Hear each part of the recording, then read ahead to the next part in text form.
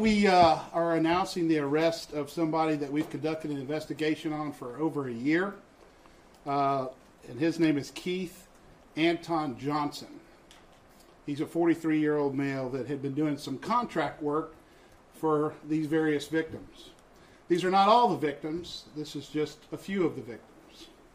And as I said, the investigation or the scheme took place between May of 16 and April of 18. He stole nearly $350,000 from people that, in some instances, were already victims from Hurricane Harvey. So they've been re-victimized yet again by this guy. There's a total of 6 victims. As I said, 2 victims were Hurricane Harvey survivors, and their homes were damaged by Hurricane Harvey. He'd kind of engage them, get to know them, get integrated into their families, buy their confidence, and then the thievery would start. So we took this case on, one of our investigators took this case on, and it really sickened me to see somebody take advantage of people that were already hurt. So it was very important to me that we bring this person to justice. He's being charged with aggregate theft, which is a first-degree felony. If he's convicted, it's 5 to 99 years in prison or a life sentence. We're really here today to talk about other victims that may have been potentially impacted by this guy. So we're encouraging the public to reach out to us, Precinct 1 Constable's office, and if you have been victimized by this person, to please contact our office, as we want to know additional cases that may have involved his business dealings. You know, in many instances, he would order supplies. The supplies would arrive at the location, and mysteriously, the next day, the items would get stolen, or they would get stolen overnight. Most of the work that he did had to be redone, which caused victims to incur substantial more cost. In fact, one of the individuals was a retiree and spent his whole life saving up money to build a retirement home, only for this guy to take advantage of him. And I can tell you, it sickens me, and this is something that our society needs to get rid of, and it's time that we hold people that do this type of work and commit these kind of criminal acts accountable. So again, we're reaching out to the public. Anybody that has had business dealings with Keith Johnson, to please contact our office at 713-755-5200 and just say, I've been victimized by Keith Johnson. I know y'all have a case there, an active case there, and we'd love to hear from you if you've been victimized. So with that, we do have, as I said earlier, we do have 3 or 4 of our victims that are here, and I'd love for you to be able to listen to their story. In one instance, Mr. Johnson did work at both a camp and a home of a Hurricane Harvey victim. And our first victim is Sonny Markowitz, that I will call up. You have any questions of me before I turn it over to them? How did he get the victims? Did he advertise, word of mouth? It was word of mouth. There was a mutual friend, which often happens in cases like this, where you get a friend that says, I've met somebody. Contractors were scarce during Hurricane Harvey, or at post-Hurricane Harvey. So it was very difficult for people to find contractors. So one of the mutual friend in fact, I know the person too, reached out and said, yeah, I've got a contractor. And, thus far he's doing okay. And that was at the beginning of the work that he was doing. So it's word of mouth. People feel comfortable with other people when they know that they're working with somebody, and that's how he victimized everybody. He got integrated into their families. He got to know their children. He got to watch their houses. He would come over for small things and just be there for the victim, which of course made the victim very comfortable, just like any other criminal would do, is to get really, really integrated into the lives of their victims. What about the stolen items, supplies that he would tell the homeowner, oh, well, that stuff I brought here, it's gone, it's stolen. Did he file police reports? No, he would never file police reports. So he would just come in and say, "Oh, your item got stolen overnight last night." And I think in one instance, They put cameras up, and he put cameras up, and the item got stolen, and he said, "Oh, the cameras weren't working." So, every conceivable scam that you could pull on these poor victims, he pulled. Did he make them buy the supplies over again? Sure, if you've got to have air conditioning for your home, you're going to have to buy the air conditioners again. And we haven't discovered any of the stolen items anywhere, but invariably, I'm speculating that he probably resold the free air conditioners or the stolen air conditioners. The Harvey victims, do any of them still have home damage that they were awaiting?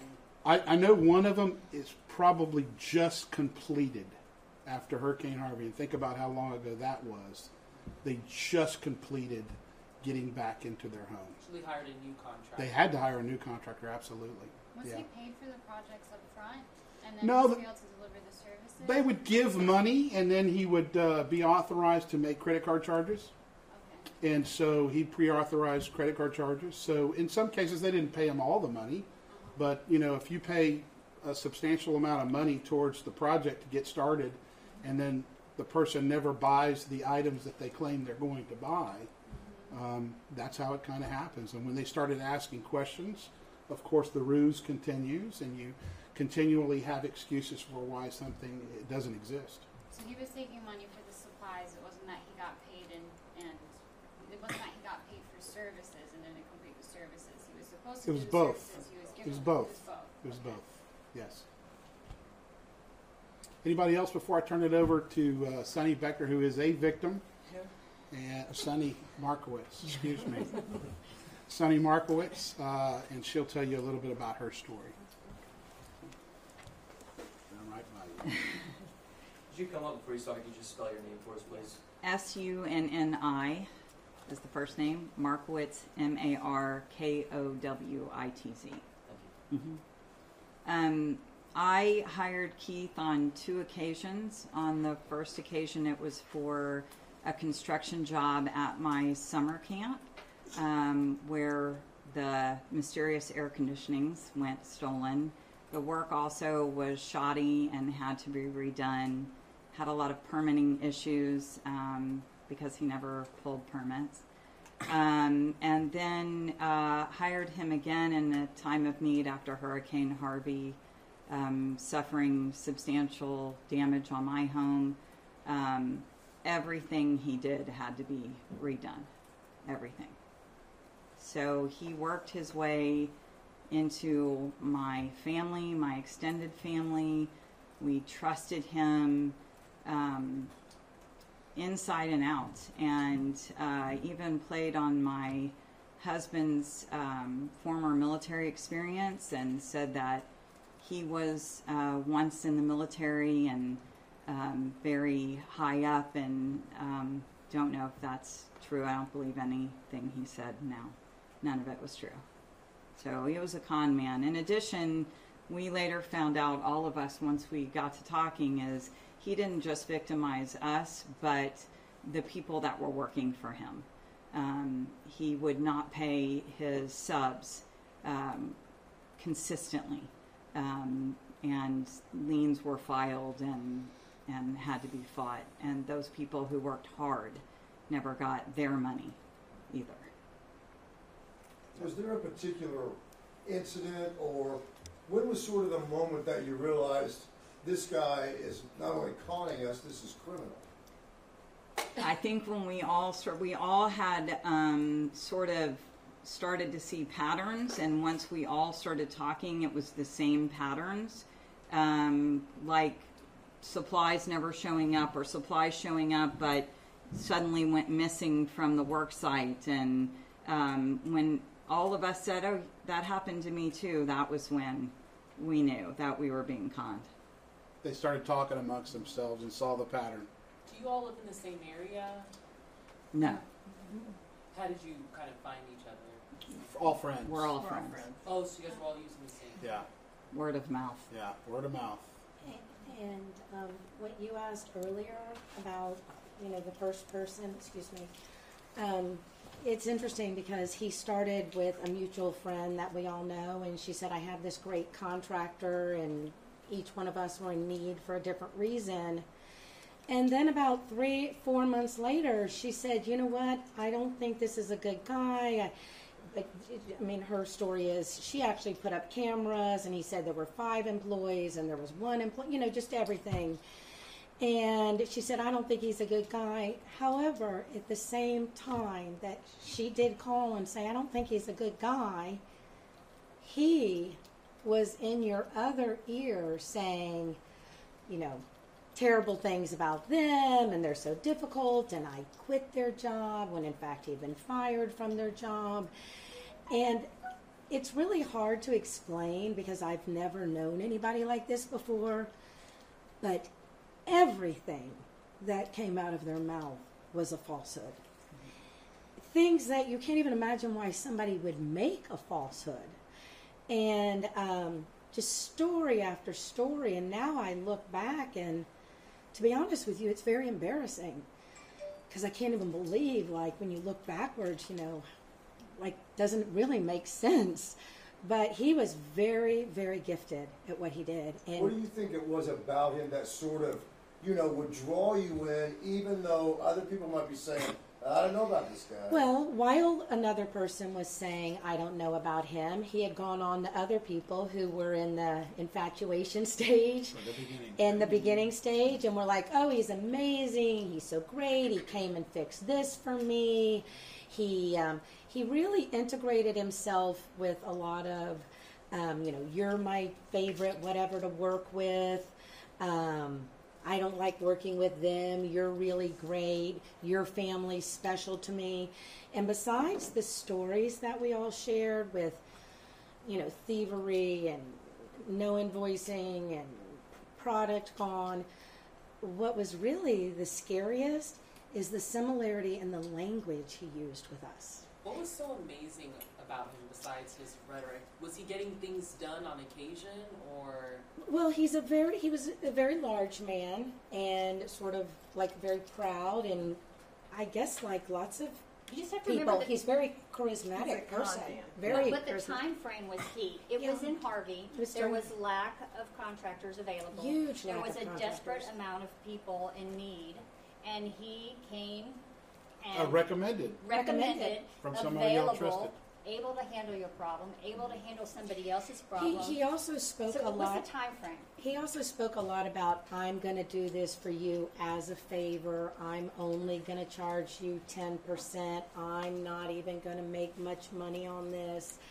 I'm here to help you." It was a very manipulative You have to keep situation. in mind, after Harvey, with the scarcity of contractors, people really they were running around trying to get their lives back together. Yeah. And so, in a certain sense, they were vulnerable from that perspective Sonny, already. How long were you out of your home? 4 months. Yeah. And another one of the women was out over a year. My Sounds client like was he out said for what years. he was saying to you what you wanted to hear. Oh, Yeah, Yeah. for sure. He was an amazing liar, and we were amazingly trusting. Yeah, why don't you come And on over, nothing- please? Come on over. Come on over. And nothing would sway our trust. We trusted him. Every word he said, I believed. I feel like an idiot, but I believed it. Will you please start that again? He was an amazing liar. Will you tell us that again on the mic? He was an amazing liar. He would lie about things, like Stacy said, that were of no consequence. I mean, why lie about that? You know, and that he was a champion bull rider 2 years in a row. My uncle went into the bull riding business with him because of his All the hospitalizations. oh yeah, he lied about things that Very consequential. yeah, that didn't mean anything. And for me, he was working on my farm. It was before Harvey. And he was always available when water was shooting up out of the well. And he would run over and fix it. Everybody likes somebody like that, right? And I just trusted him. I feel like such an idiot, but I trusted him. I even left his wife with my child after he'd had knee surgery because I was having another kind of surgery. So he was in our family. And I think the most ridiculous part is he had all of us, okay? He could have made money in an honest way and probably made more. Okay, so it's just shocking to me. Well, it sounds like he was a better con man than he was a contractor. Right. Well, his there's work, no doubt about that. even as late Very well as said. Yeah. right as a couple of days ago, I was at the farm looking at doing some work and had another contract out there, and he's like, he was just amazed at the way he built things. I mean, specifically a barn where I don't know. I mean, I'm obviously not that educated in the construction process or the structural process. But we talk about it all the time because something will occur to us. And we're like, how could we believe that? But he was so deceptive. He was really, You get that to the mic. he was just skilled and at a next level of being deceptive. Can you talk about individually how much money you guys lost, if you're okay with that? No, just use the aggregate number of 350,000, and there Okay. may be more. Uh-huh. But this is, again, a first-degree felony, which is a very, very high felony. 350 amongst the 6 victims? Yes. Okay. Yeah, and there was more. This is what the initial charge was. So we had someone write in and say that they were a victim also. Yes. You want them to just I contact absolutely you guys? want them to contact our office because, again, we don't know all the lives that may have been impacted by him. And it's very important that everybody that he has harmed, that justice is served. And it's very important. It was very important to me to see that every one of these lives that were impacted by him, that justice could be served and that this guy would be held accountable. And now it's in the criminal justice system, and we got to make sure that he's held accountable. Does he have a criminal history like this? I mean, has he done this in the past, from what you can tell? Nothing major, no. And it's probably because nobody has taken the time after they've been scammed to get law enforcement involved and work up a case. These cases are very document intensive. It takes somebody that's very tenacious, which I want to take the opportunity to talk about. The investigator that worked this did an exceptional job and is an exceptional investigator.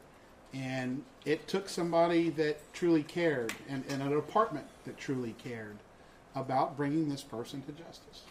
Now this question is for anybody who would like to say, what is it, what is your message to those investigators that worked on this for more than a year?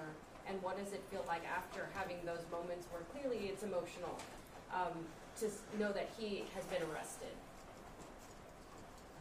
I'm happy to. I mean, I don't think we can express how grateful we are for the hard work that went into this.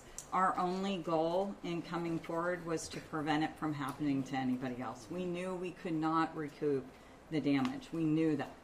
But to know that it's not going to happen to somebody else, that was the goal. And we couldn't have done that on our own. They did an amazing job and were so thorough. And it was great. And Sunny, you had said that you had all of that damage from Harvey. The summer camp too, did that have to do with That Harvey? wasn't Harvey. That was No, pre-Harvey. That's where he earned the trust. And then you had also mentioned that you were a survivor of Harvey and that contractors were scarcer. Would you mind stepping up to the mic and talking about how you felt that there were not that many contractors at the time? So you were definitely, I think, victimized more or able to be deceived more. My client hired me to oversee some design and architectural reworking of their home after Harvey, and Keith Johnson was the contractor on that job, and he deceived myself and the client in every way. They would pay invoices for windows and doors to be replaced, and those windows and doors were never ordered or purchased. The money was gone. And so when you are out of your home, as my client was in Harvey, for almost a year, with kids in college and running businesses, you're desperately trying to get back into your home. And when a contractor that is so good at deception lies about where materials are and why things aren't getting completed, what are you to do when the city has no more contractors and or supplies available when a city's been, traumatized? So I do think that's a key part in that particular arena of his deception. But again, since he was recommended, since he was working with other people that were mutually known in professional and personal circles, he was brought into that. What is your name? What is? My name's Jennifer. Jennifer Rigamonti. Can you spell your last name, Jennifer? Rigamonti. And what was your name? My name? Yes. My name is Stacy, Stacy Graubart, Graubart. And I wanted to say two things. In my particular case, I began to understand that things weren't as they should. I got a phone call from one of my subcontractors who hadn't been paid.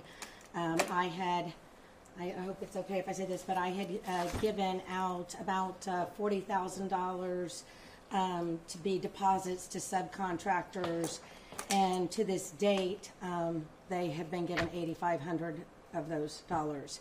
And somebody first called me; they hadn't gotten paid. I contacted Mr. Johnson, and he had a reason why, and he said, "I'm the contractor, let me handle it." And I said, "You're right, you're right." Then I got another phone call from another contractor, then the concrete company. And finally, one day, I asked one of the guys, I said, I just want to make sure you've been paid on this job. Have you been paid? And he said, "Well, yes, ma'am, I have." And I said, "Okay, well, I've been getting some phone calls." And he said, "Ma'am, I asked for 75% up front." And he said to me, "I think you're in trouble." And I said, "What do you mean?" And he said, "You need to call this person." And I did call the person who is another victim, the retiree Constable Rosen was speaking of, and then he laid out his story. And by that time, I figured out something's not right. And I actually went to an attorney's office, and I had them pull a background check. And, there wasn't this type of thing, but there were 24 prior judgments against him. Obviously, if I had known that, I wouldn't have hired him. And there were some there were things that you wouldn't Red flags. want. Red flags. What would you, if Keith Johnson was standing here right now, what would you say to him? I think I'd probably have to intervene. I would say that I'm so proud of Chris Horan, who has really stayed on top of this. This has impacted me not just from my home, but the financial impact is huge for me. In my particular case, he got my credit card and did an enormous amount of damage with the credit card company, as with another victim. And in those particular cases, one credit card backed us, but the other credit card did not, and they paid him, even though we said we don't even know what you're paying him for. And that's a whole other issue moving forward. And so I would tell him that He's taken a year of your life. how dare you? And I'm so appreciative that this is happening. I don't ever want it to happen to anybody else, not just us. But I can't tell you how terrible I felt when the concrete company called me and said they haven't been paid. And I said, "Oh, yes, I have paid you."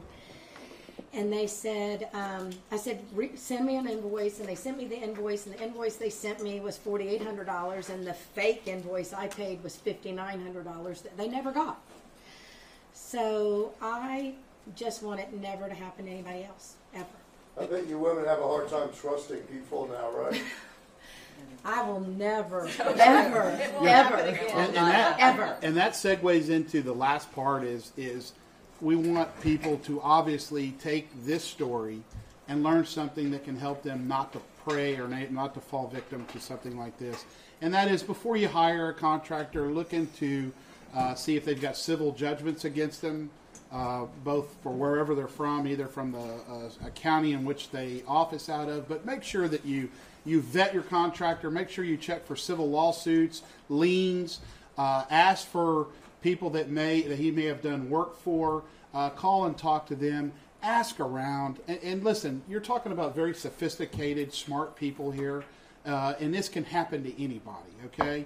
So it's not as if you're dealing with people that don't understand the process. So, but you just got to do your due diligence. And in this case, Hurricane Harvey had happened. There was scarcity of contractors. And when one of your dear friends says, this guy's doing okay for me, you tend to sign up and go with it thinking that they vetted him. And so if no one actually vets the person that's supposed to be doing the contract work, then obviously these things can happen. And so just really vet the contractor. Make sure they don't have civil lawsuits. Make sure it's not a brand new company that they just opened up and they keep opening up companies to do work in. Check around, ask around, do Google searches. Go on the internet, see if there's news stories about someone that is a contractor that does these things. I mean, you just got to really do your due diligence to ensure that you don't fall victim to somebody like this, because this can be devastating. Not only has it hurt them financially, but it has also hurt them. They'll never get this year back of their life. Did you say your name? No. Will you Susan- go up there and say your name for us, please? Susan McCauley, Spell your last name, Susan. McCauley. Thank you all so much. Thank you. Here it is. Appreciate it. Constable, Yes. if people are trying to check him out, Uh-huh. where was his red flags going to be in the judgments? I mean, he didn't have a. Yeah, I mean, What was his- what he was did his- have liens. He did have prior liens that if you would have gone on and looked around, you would have found that he had prior liens and prior cases and different things. Not for huge money, but liens nonetheless. And so that should be a red flag to you as a consumer, that someone that you're about to embark on doing business with has prior liens, has pending lawsuits, has business disputes, and he's a contractor. And, you know, sometimes you see some of these contractors open and close companies so fast. That's a red flag. So any and all of these things are terribly important to do prior to hiring a contractor. And, you know, even if a friend recommends the contractor to you, ask them, how did you check this person out? How did you figure out that this is he does good quality work? So it's just doing that due diligence, taking the time. But in this case, you're talking about a time when the whole city was vulnerable, and the whole city was looking for contractors that were not going to, you know, take advantage of them. So it's a little bit different. But when you have the time and you're not under the gun of trying to move back into your home, at that point, take the time necessary to vet the contractor. Make sure they've been in business for a while. Make sure they got a good reputation. Ask them for subs. Name of their subs. Ask them for material, places where they buy their building materials. Call them and say, hey, how does this person pay their bills? And last but not least, if you have a contractor, you have to work out for them that at whatever dollar amount it is, that he has to provide lien waivers from the subcontractors. Because those subcontractors can go and put a lien for their workmanship on the homeowner, and you may not discover that until the house is up for sale and there's all these liens against the work product. So if you're going to, whatever your threshold is financially, make sure that your builder provides you with lien waivers from the subcontractors that the contractor's supposed to pay for the work done. And then that prohibits them from putting any liens on your homes, because they're acknowledging to the homeowner that the bill has been paid. And those lien waivers would be authenticated with a notary or a... Notary. You can obviously ask the contractor when you know, hey, is this your handwriting? Is this your sign? Did you sign this? Whatever you need to do, but it would be very good evidence to show that in this particular case, who knows what kind of lien waiver would have showed up, but they could have easily asked the subcontractor, hey, did you provide this lien waiver here? Here's a copy of it. Just a couple things about the suspect. Sure. It looked like he didn't resist. But He didn't. Did he say anything that was unique at the time of the arrest? He knew this was coming. We had been investigating him for a year, and we had asked multiple times for him to come in and give his side of the story, and he always said he was coming, but he never showed up. So, yeah, I mean, he knew this was coming, And there's again, Investigator Rand did an incredible job on putting this case together, papering it. It's a very document-intensive case. It takes a lot of work to go through all the records. We had to get records from our victims and work very closely with the district attorney's office, who I also want to commend because they've been very helpful in putting this case together and are going to be responsible for prosecuting it from this point on. Could you see whether or not he had been using the money to enhance his lifestyle? Was there any evidence of that? No, I don't think we don't have any evidence of that. But again, it's just a sad. I mean, there's so many people that lost in this scenario. So During the time of that, once you began your investigation with him, did he continue to victimize people? Do you believe? He did, and mainly through pre-authorizing credit card charges. So, and I know our victims told the credit card companies not to allow any more charges from a date certain, and so, again, it was just they did everything they could once they figured out that they were being taken advantage of and a crime was happening. What was They reached out to us. Just more materials? I'm sorry? Was he just buying more materials with the credit cards? What was he buying? Oh, well, I mean, no. He just charged a credit card for $40,000, and I don't know what he did In with his that. business's name. Yeah. So it doesn't say what he was buying.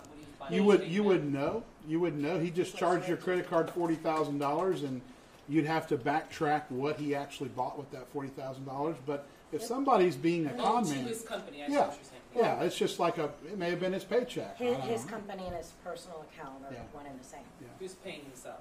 Yeah. Yeah. So the tipping point was your realization when you contacted the lawyer, and then he found out this information. Was that kind of the thing that started your community? I would say so. Come on up. I'm sorry. I would say so. I mean, the first time somebody said they hadn't been paid, as I said, I contacted him and I said, this person's done the work. And he said, I've worked with them before, I know how to handle this. I'm the contractor. Let me do my job. And I agreed with that. And then it happened a second time and it happened a third time. And then, as I said, when the audio video guy, he literally said, Stacy, you're in trouble. And he gave me the name of somebody to call. I did. I spent about 30 minutes on the phone with this lovely, lovely elderly gentleman out in the country, a wonderful guy who lost everything building his retired home. And it's still, by the way, not finished. It is not finished to this day. And then I went to a lawyer's office and I asked, it was very quick. They, in their office, I don't know what sort of software they had, but they pulled it up and they started rattling off something from 17 years ago. And the 24 prior judgments, they weren't the size of these situations, but if I had known that, I certainly would have stayed clear. Is that the point in which you contacted the... That is the point I contacted. Yeah, I said, you're done. And I said, you're done. And then she came down and met with us. And then I came down and met the constable. I did also, I had to reframe, everything had to be redone. Everything. It came out of your pocket. It came out of my To pocket. rebuild and Yeah. redo Everything. that And he I was did. very cautious. I brought in like engineers and inspectors to make sure that everything was done right, and it was. But it was 2 plumbers. No, it was done to right elect- when you hired him. Yes, Not right. when No, Pete right. Johnson hired him. Let's be clear on that. And I don't want to bother your time, but I do just want to say they were saying he lied about things. I mean, I would just give you one perfect example. Is when you build a house, you order windows and doors, and I waited and waited and waited for my windows and doors, and I was very anxious to get them, and they were supposed to come in June or July, and he kept saying they're coming, and August came, and he said they're coming August 1st, they're coming August 18th, and then he said, oh my God, Stacy, all your windows and doors were in the lumber yard out in Cleveland, Texas, and Harvey has hit, and everything was destroyed, and everything, you've lost everything, but not to worry. I will handle the insurance claim. I'm the contractor. It's $40,000. I will handle everything. And I'm like, okay, great. And I have a great relationship with these people. I will rush them for you. I will rush them. And I finally got them in November. And actually, they came in 3 stages. But the long and the short of it is when I finally realized what was going on and I went back and I researched with the company, he had never even ordered anything till late, the end of September. So as he's consoling me, it just wasn't the truth. So those are the sorts of situations when I say lie. What are the chances of any kind of recovery of assets from him? That's going to be on the civil side. There is a $10,000 fine associated with a conviction in this case. So the judge can certainly order that. Probably more on the civil side. We're going to try to help where we can to try to do some additional things to try to protect assets that he may have. But someone that does this type of activity, these type of criminal activities, are usually pretty slick about getting rid of money once they get it into their hands. So we'll see. No sign of fancy cars or no anything. No. Anything you could visibly identify as here's nothing's in his name. That would be much easier if so it were. It's possible he stashed the money offshore or any number of things. It could be, and we're gonna, we finished the aggregate theft part of the investigation, and we're going to continue to look into that. And that's again why we're asking other victims to come forward. I mean, it's just not coincidence that you have 6 victims that all dealt with the same person and have the same story and have the same experience. And you had someone stop by one of your homes that was under construction. So we'll if y'all get that out to make sure if there's additional victims, to please contact the Precinct 1 Constable's Office, 713-755-5200. And we would love to help you in any way we can. I've heard you mention his name numerous times, Keith Johnson, but I did not hear you mention the name of his business. It's KJ Rustic. KJ Rustic. Construction and Design. Yeah. And where was it based out of? Houston or College Station? He kind of moved around. He initially was in, I think, the Conroe area, the North Houston area. He moves around. We arrested him in Bryan. Then he was in Akron Sound. Then he was near Brenham. Is his residence, as far as you know, been stable the whole time, or is his residence? No. It changes quite a bit. That's his logo on his shirt, if you can tell. Yeah. His construction logo. Yeah. All right. Thank you, guys. I appreciate you covering this. Thank you.